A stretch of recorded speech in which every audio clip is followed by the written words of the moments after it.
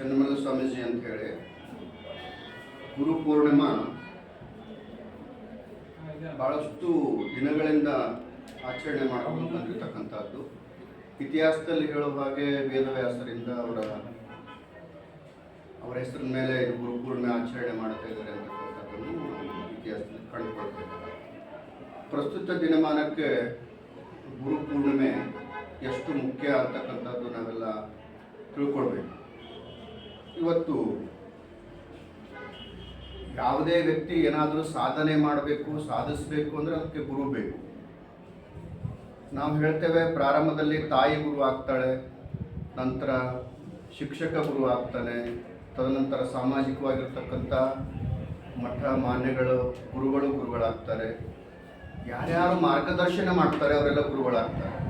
ಆ ಕಾರಣಕ್ಕೆ ಗುರು ಅಂದ ಕೂಡಲೇ ಒಂದು ವ್ಯಕ್ತಿ ಅಂತಲ್ಲ, ಅದೊಂದು ಶಕ್ತಿ. ಅದು ಈ ಗುರು ಅಂತಕ್ಕಂಥ ಶಬ್ದನೂ ಏನಿದೆ, ಯಾವ ಶಬ್ದದಿಂದ ಕೂಡಿದೆ ಅಂತ ಕೇಳಿದ್ರೆ, ಗು ಅಂದರೆ ಕತ್ತಲೆ ಅಂತ ಹೇಳ್ತೇವೆ, ಗುರು ಅಂದರೆ ಬೆಳಕು. ಕತ್ತಲೆಯಿಂದ ಬೆಳಕಿನೆಡೆಗೆ ಯಾರು ಒಯ್ತಾರೋ ಅವನೇ ಗುರು.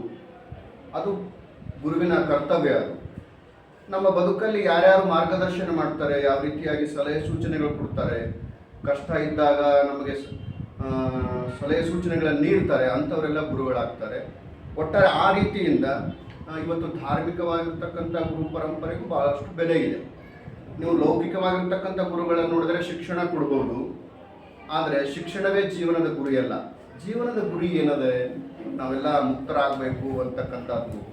ಶರಣರು ಹೇಳುವಾಗೆ ನಾವು ಮುಕ್ತಿಯನ್ನು ಹೊಂದಬೇಕು ಅಂತಕ್ಕಂಥದ್ದು. ಆ ಕಾರಣಕ್ಕಾಗಿ ಧಾರ್ಮಿಕ ವ್ಯವಸ್ಥೆಯಲ್ಲಿ ಗುರುವಿನ ಮಹತ್ವ ಭಾಳಷ್ಟು ಅದೆ.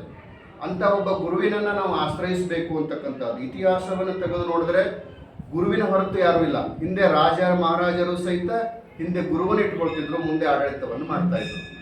ಇವತ್ತಿಗೂ ಸಹಿತ ಅದರ ಅವಶ್ಯಕತೆ ಇದೆ ಅಂತ ಅನ್ನಿಸ್ತದೆ.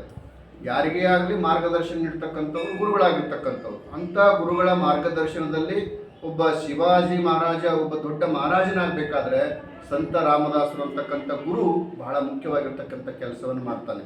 ಯಾವಾಗ ರಾಜ ತಪ್ಪು ಮಾಡ್ತಾನೆ ಅಂಥ ಸಂದರ್ಭದಲ್ಲಿ ಗುರುವಾಗಿರ್ತಕ್ಕಂಥವನು ಅವರಿಗೆ ತಿದ್ದಿ ಮಾರ್ಗದರ್ಶನ ಮಾಡ್ತಕ್ಕಂಥ ಕೆಲಸವನ್ನು ಗುರುವಾಗಿರ್ತಕ್ಕಂಥವನು ಮಾಡ್ತಾನೆ.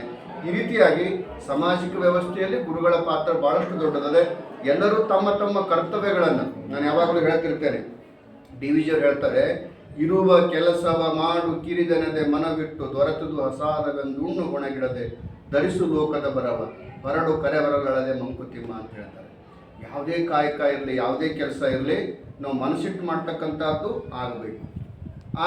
ಆ ಒಂದು ಭಾವನೆ ಏನದೆ ಎಲ್ಲರಲ್ಲಿಯೂ ಇರಬೇಕು.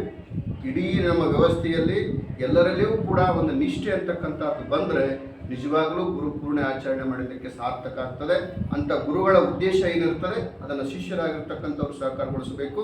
ಇವತ್ತು ಜ್ಞಾನ ಯೋಗಾಶ್ರಮದಲ್ಲಿ ನಮ್ಮ ಜಯದೇವ ಮಹಾರಾಜರು ಅಂಥ ಕೆಲಸವನ್ನು ಮಾಡಿದ್ದಾರೆ. ಇವತ್ತು ಗುರುಗಳನ್ನು ಕರೆಸಿದ್ದಾರೆ, ಡಾಕ್ಟರ್ಗಳನ್ನು ಕರೆಸಿದ್ದಾರೆ, ಎಲ್ಲ ಭಕ್ತವೃಂದವನ್ನು ಕರೆಸಿದ್ದಾರೆ. ಅವ್ರಿಗೆ ಉಪದೇಶ ಮಾಡ್ತಕ್ಕಂಥದ್ದು, ಮಾರ್ಗದರ್ಶನ ನೀಡ್ತಕ್ಕಂಥದ್ದು, ಅಂಥ ಹಲವಾರು ಕೆಲಸಗಳನ್ನು ಗುರುಗಳು ಮಾಡ್ತಾ ಬಂದಿದ್ದಾರೆ. ಅಂಥ ಗುರುಗಳನ್ನು ಕರೆಸಿ ಆಶೀರ್ವದಿಸ್ತಕ್ಕಂಥ ಕೆಲಸವನ್ನು ಅವರು ಮಾಡಿದ್ದಾರೆ. ಇಂಥ ಕೆಲಸ ನಿರಂತರವಾಗಿ ನಡೀಲಿ.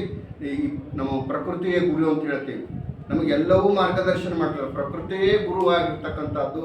ಅಂಥ ಪ್ರಕೃತಿಯನ್ನು ಹಾಳು ಮಾಡ್ತಕ್ಕಂಥದ್ದು ನಾವು ಗುರುವಿಗೆ ದ್ರೋಹ ಮಾಡ್ದಂಗೆ. ಇವತ್ತು ನಾವು ನೋಡ್ತೇವೆ, ನಾವು ನಮ್ಮ ನಾಡನ್ನು ಹೊಲಸು ಮಾಡ್ತಾ ಇದ್ದೀವಿ, ನಮ್ಮ ಭಾವನೆಗಳನ್ನು ಹೊಲಸು ಮಾಡ್ಕೊಳ್ತಾ ಇದ್ದೀವಿ. ಇಂಥ ದಿನಮಾನಗಳಲ್ಲಿ ನಮ್ಮ ನಾಡು ಸ್ವಚ್ಛವಾಗಿರಬೇಕು, ನಮ್ಮ ಮನಸ್ಸು ಸ್ವಚ್ಛವಾಗಿರಬೇಕು. ಅದು ಗುರುವಿಗೆ ಸಲ್ಲಿಸ್ತಕ್ಕಂಥ ಒಂದು ವಂದನೆ ಅಂತಕ್ಕಂಥ ಮಾತನ್ನು ಈ ಸಂದರ್ಭದಲ್ಲಿ ನೆನಪಿಸ್ಕೊಳ್ತಾ ಇದ್ದೀನಿ. ಶರಣ